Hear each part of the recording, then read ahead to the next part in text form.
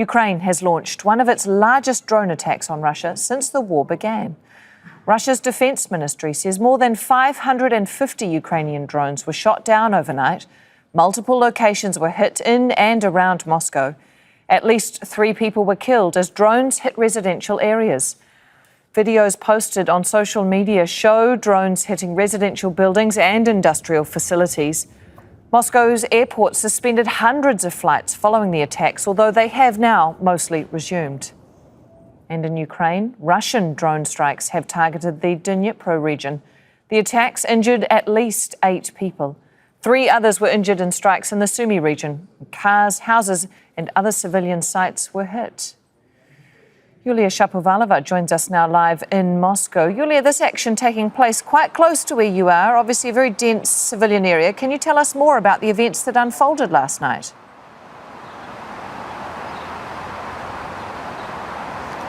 Well, that's right. Ukraine gave Muscovites a hard time over last night and early in the morning. Tens of thousands of people are still reeling from the attacks. Moscow came under fire from different directions, from the northwest, southwest, the northeast, as well as southeast.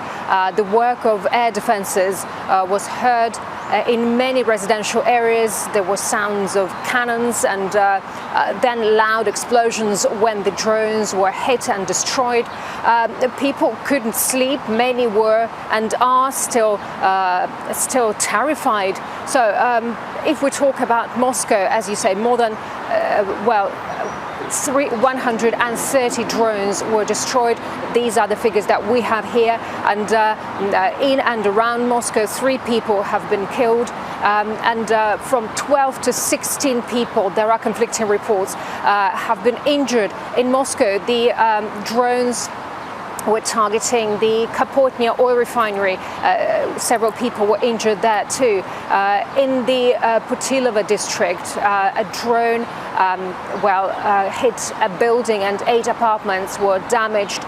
In the town of Istra and Narofamensk, there were also damage caused to houses and cars. In Sheremetyevo airport, drone debris fell on the Sheremetyevo airport, and as you mentioned, all the airports around Moscow were suspended. So it was indeed a very, very turbulent night and morning.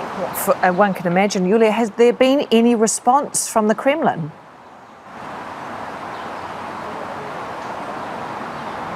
Well, we haven't heard any immediate response from the Kremlin, and basically any officials they're not rushing to say anything on that attack as of now.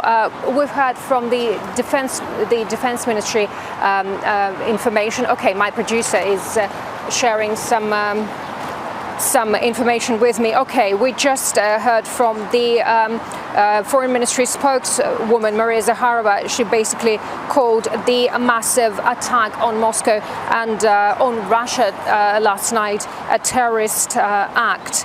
And basically, she mentioned that